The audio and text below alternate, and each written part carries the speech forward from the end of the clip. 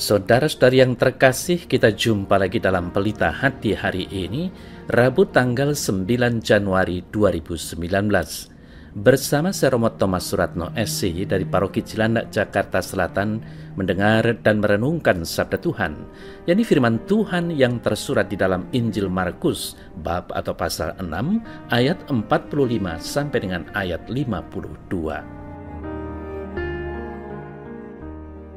Sesudah itu Yesus segera mendesak murid-muridnya naik ke perahu dan berangkat lebih dulu ke seberang, ke Betsaida. Sementara itu ia menyuruh orang banyak pulang. Setelah berpisah dari mereka, ia pergi ke bukit untuk berdoa. Menjelang malam perahu itu sudah di tengah danau, sementara Yesus tinggal sendirian di darat. Ketika ia melihat betapa payahnya mereka mendayung karena angin sakal, maka kira-kira jam 3 malam ia datang kepada mereka berjalan di atas air dan hendak melewati mereka. Ketika mereka melihat dia berjalan di atas air, mereka mengira bahwa ia hantu. Lalu mereka berteriak-teriak sebab mereka semua melihat dia dan mereka pun sangat terkejut. Tetapi segera ia berkata kepada mereka, "Tenanglah, inilah aku, jangan takut." Lalu ia naik ke perahu mendapatkan mereka, dan angin pun reda. Mereka sangat tercengang, sebab mereka belum juga mengerti walaupun sudah mengalami peristiwa roti itu, dan hati mereka tetap tidak peka. Saudara-saudara yang terkasih, setelah rasa lapar orang banyak dipuaskan, Yesus langsung mendesak para muridnya untuk pergi sebelum ia membubarkan orang banyak. Mengapa Yesus harus berbuat seperti itu?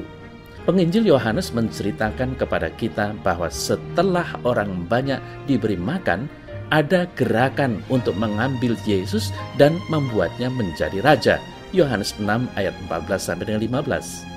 Hal itu merupakan hal terakhir yang dihasrati oleh Yesus. Menjadi raja dengan segala kekuasaan duniawi adalah hal yang ditolak olehnya mentah-mentah.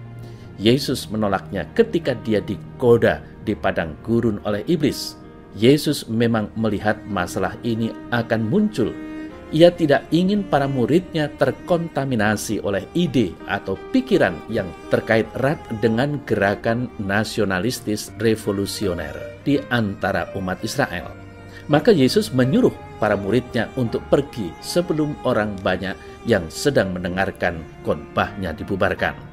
Kalau tidak demikian, hati para muridnya dapat saja dibakar oleh gerakan revolusioner ini.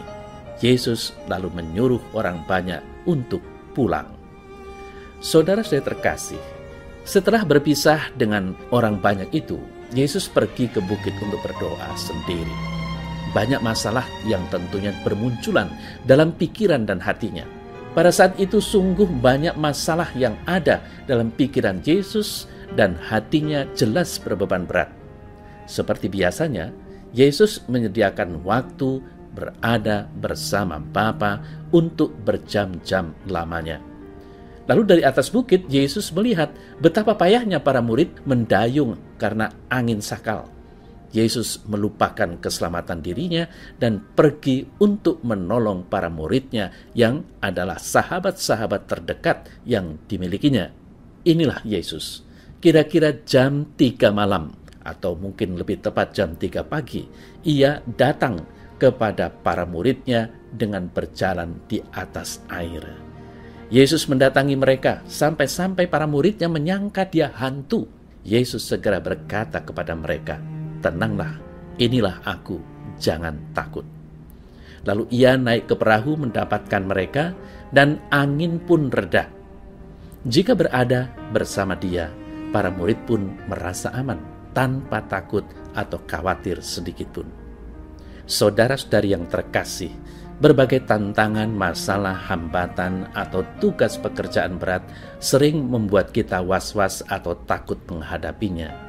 Kita takut jika gagal, dan dengan demikian hancurlah diri kita. Injil hari ini mengajak dan mengingatkan kita untuk melihat dan mengimani kehadiran serta karya Tuhan dalam aneka peristiwa, masalah, tantangan, atau hambatan yang ada di depan kita.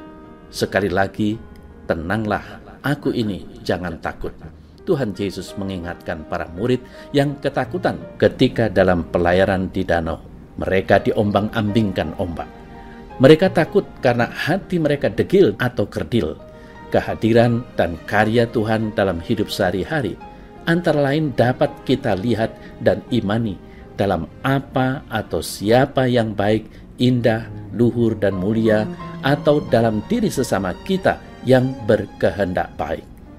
Maka hendaknya masing-masing dari kita juga senantiasa berkehendak baik, karena dengan demikian berarti kita bersama dan bersatu dengan Tuhan. Bersama dan bersatu dengan Tuhan, kita mampu mengalahkan atau mengatasi aneka macam hambatan, masalah, tantangan, atau pekerjaan berat. Saudara-saudara terkasih, dari peristiwa itu membuat keyakinan kita saat ini, manakala Kristus ada di antara dan di dalam diri kita, maka badai kehidupan kita pun mereda, huru hara pun berubah menjadi damai sejahtera.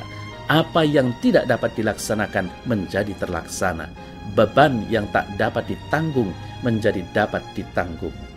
Semoga kita percaya akan hal itu. Ya Tuhan Yesus, pada saat-saat aku diliputi oleh rasa takut, perkenankanlah Roh Kudus-Mu mengingatkan aku akan sabda-Mu yang menyejukkan. Tenanglah, inilah aku, jangan takut. Amin.